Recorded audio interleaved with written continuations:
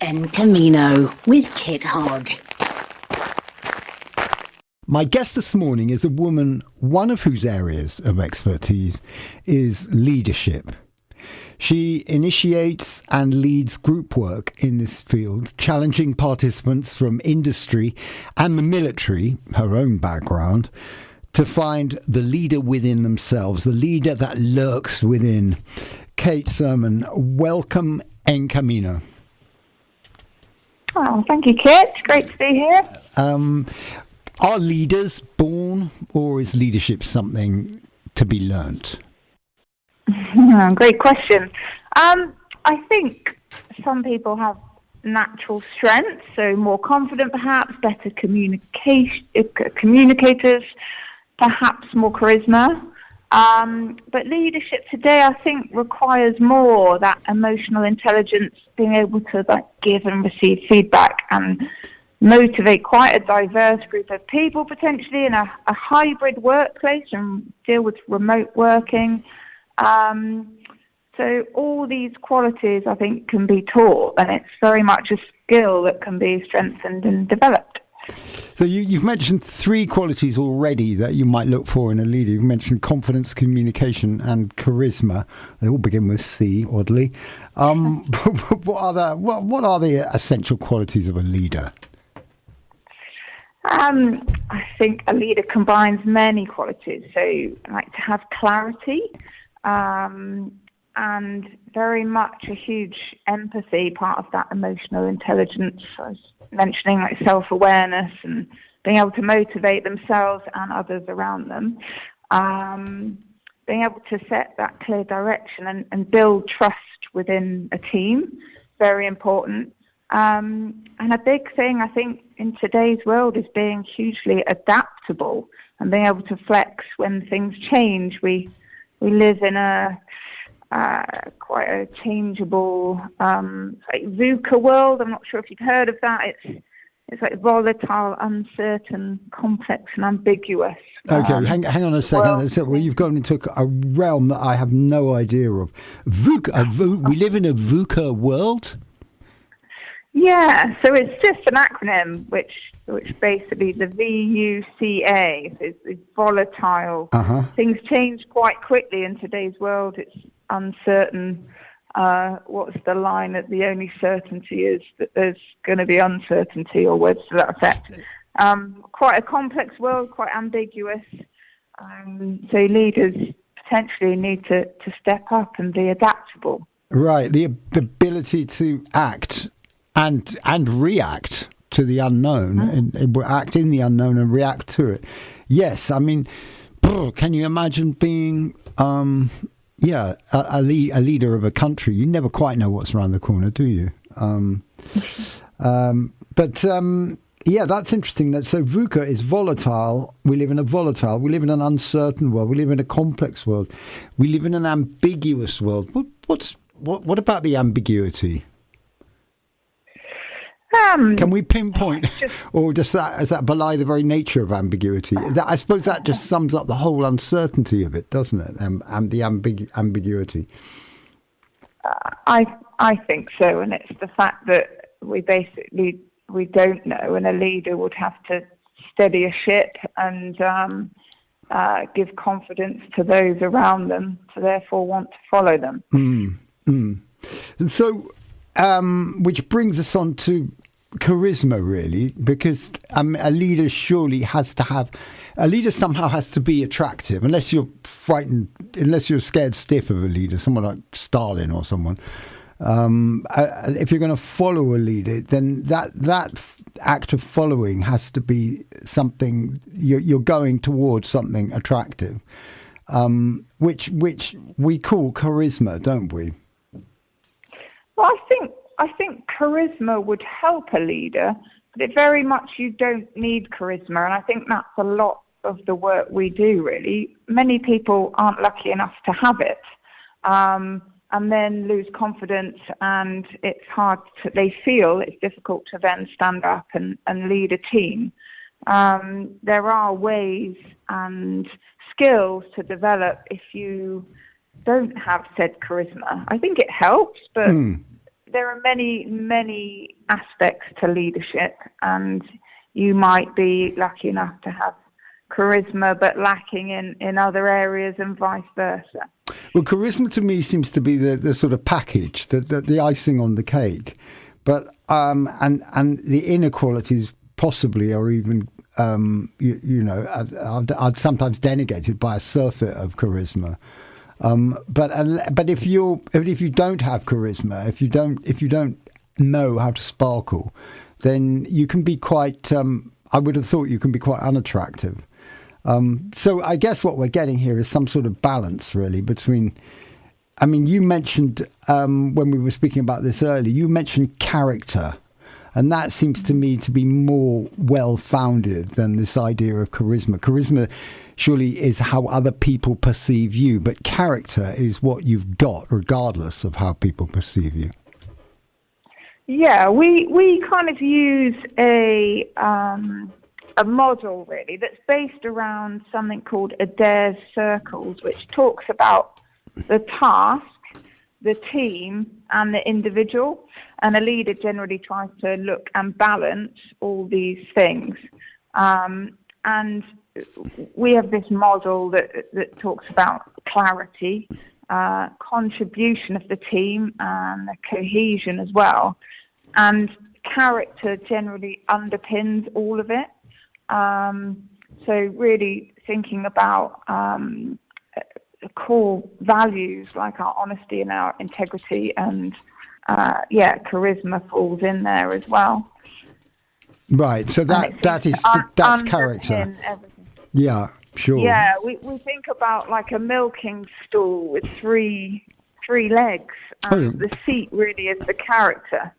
So without character, it's going to fall over, and it encompasses everything. And as a leader, you very much how curious. Think about the a milking stool. All right, I'm loving that. Do you know that was my first ever memory? Really? Yeah. I'm sitting. Mary Carmen, check this out. You'll enjoy this. This is my first ever memory. I must have been nearly 3, and I'm sitting in somewhere in the milking shed on my grandfather's farm, and there were these cows waiting to be milked, Jersey cows waiting to be milked, and there were sort of these 3-legged stools ready for the person who was milking them. Of course, all the milking took place by hand, and this kiddie runs in. The cows are sort of standing about waiting to be milked, and there are these milking stools around. And a woman is sitting on a milking stool milking another cow, and then this kiddie runs in and lies underneath the next cow waiting to be milked, grabs her tit and squirts it into his mouth. That's so cute. So cute. I'm glad we brought that memory for you. Thank you. Right, back to leadership. Leadership can only be nurtured in a group activity. Am I right? I mean, I couldn't come to you and say, Kate, will you tutor me in leadership? I have to be proven among other people. Is that right or not? So you mean as an individual? Yes. Yes. You don't give do you give individual tutorials in leadership, or is that just nonsensical? I think it would fall under the coaching bracket. So very much. I mean, the most powerful CEO of a company would very much need some coaching still to talk about what their problems they might be facing or challenges they need to overcome, and strategy as to how to do that. So you could very much go down the coaching route and talk to you about problems in the workplace, how you're going to overcome them, your feelings, aspects like that, how you're going to motivate yourself and others around you. Giving and receiving feedback is a really important one, talking about how to do that that can be well received in the workplace.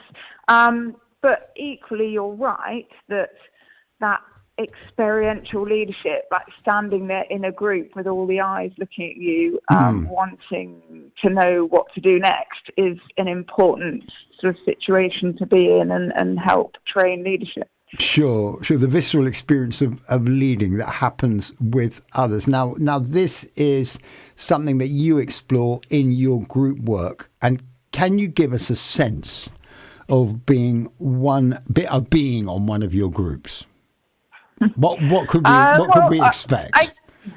I get involved in kind of different levels of leadership for different people, but to give you an example, we run a program for kind of 18 to 24-year-olds wanting to be involved in the family business.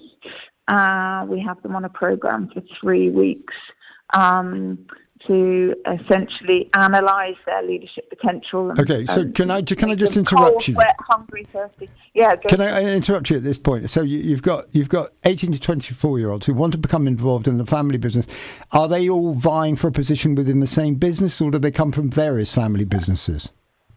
Well, this particular example is one family business, and in order to become future shareholders in the family business, they need to complete almost this rite of passage leadership course, whereby a neutral party, which is us, analyse leadership potential over a 3-week period. Over 3 weeks? Yeah. Wow. Okay, yeah, go on with it. Yeah. So I'm one of these guys turning up, or girls turning up. Okay. And going. I think the overarching point, which is back to this kind of VUCA world, and many youngsters now sort of saying that they've got anxiety in things, is we don't share the program for the whole 3 weeks. So they do not know what's coming from one day or 1 hour to the next. Sure. To be able to start to deal with uncertainty, and it be okay not to know what's happening tonight. So that's the overarching point. And then within the program, it starts off very, very gently with a foundation phase of learning some skills. But okay, so we might wake you up at 5 a.m. And give you a kit list of what you've got to pack to go, and a grid reference to navigate to a tarn in the Lake District. And we're going to do a cold water swim. And this would be massively to develop character. I mean, you've got to get yourself up when you don't want to. It's raining, it's dark, it's cold. So to be able to motivate others around you not to lose it at this point. Okay, so I'm not picturing a glorious summer morning in June, with the birds singing. It might be. Oh, okay. And this is where it might be. So it might be an absolute joy to be woken up at 5 a.m. Invariably not. And then perhaps after breakfast, maybe a morning of rock climbing with an instructor, being taught new techniques, so rope, tying knots and etc. So again, but being given grid references to get to the rock, so giving leadership legs for each person to get their team to a certain point with all the right kit and equipment. And again, maybe an afternoon on the water in kayaks and canoes, potentially doing a sort of process improvement task. So you might be taught how to capsize a canoe, but you've got to use your team and do it quicker and keep getting a faster time. So using techniques that are being taught to give and receive feedback, for instance, one of which the after action review. You can see what could I do better next time, essentially. Okay. And so you're sort of using leadership techniques, but in a practical, experiential environment. So having been for a swim in fairly cold temperatures at 5 o'clock in the morning, I'm now capsizing a canoe at 5 in the afternoon. Yeah. So that's an aquatic day. Yeah. Okay, I wonder, when you look at the leaders who occupy the limelight and this world in which we live, are you inspired by any of them, and what qualities of leadership stand out by any of their examples? I would naturally go to the sporting field, which is my interest, but I'm going to say someone like Tim Cook, who the current CEO at Apple, and I know you're not an iPhone user, Kit. I actually tried to use your phone the other day, but it's a perfectly good phone. What are you on about? It's called an Oppo. Something like that. Oppo. But firstly, like under his leadership, Apple became the first US company to hit $1 trillion in valuation by all accounts. And he's diversified Apple like away from just the hardware. So like Apple TV, Apple Pay, all these things you've probably heard of. And he's not overly charismatic or particularly visionary in any way. But he seems to avoid like micromanaging, and he trusts his experts around him, which is a really important quality of a leader. Right. He's a team manager. He's a team guy, really. Yeah, like a collaborative mindset. And he seems to have consistency and calm decision making. And a big one is by all accounts, he's a great listener. He listens before speaking, and I think it's Churchill came up with a great quote, which always resonates with me, that courage is what it takes to stand up and speak, and courage is also what it takes to sit down and listen. Mm-hmm. And a big thing we talk about in our leadership training is how important followership is. So being able to, listen to other members of the group and have this empathy and know what's required and learn a bit of humility, the fact you don't know everything, and good leaders need to have this good followership. Really interesting, isn't it? That we actually need leaders at all. I mean, is there something inherent in the human condition that we need to follow someone? I'm interested that your leadership course also embraces the following. I guess absolutely it's a necessary consequence of living together. It's a sort of primeval thing that you witness in animal groups. There are leaders, there are followers. I think there's a sort of time and a place for it. So you could argue that sort of collective intelligence can be effective with groups, like in a brainstorming environment, for instance.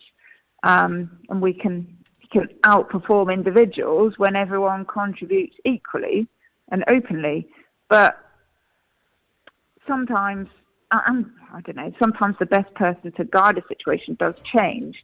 But ultimately, who shoulders the responsibility? Who makes the final decision? Who calls order when it all turns to pot? So I think a good leader would be able to have these period of times where they hand over to the expert, the subject matter expert, and avoiding this micromanagement. But then when it's necessary, comes in to make that decision or shoulder some form of responsibility. Sure. Delegation, listening. Yeah, it's so complex. Yeah. Just leaving leadership aside for a moment and getting into something more seasonal, because I know you're short of time. You've served in the army in Iraq and Afghanistan, and you also work with veterans who have life-changing injuries, particularly visually impaired veterans, whom you take skiing down black runs. How does that work, Kate?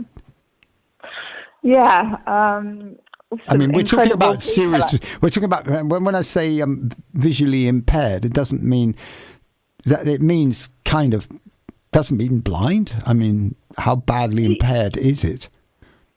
Yeah, so every year a group of us take away 25 to 30 visually impaired veterans. And you're right, they're registered blind, but every visually impaired person has slightly different vision, if that doesn't sound weird. So you've got a complete span from perhaps a veteran that's been blown up and has no eyes, no vision whatsoever, to someone with a degenerative disease that has enough to be registered, or doesn't have enough vision to be registered blind, but might have tunnel vision or slight peripheral vision.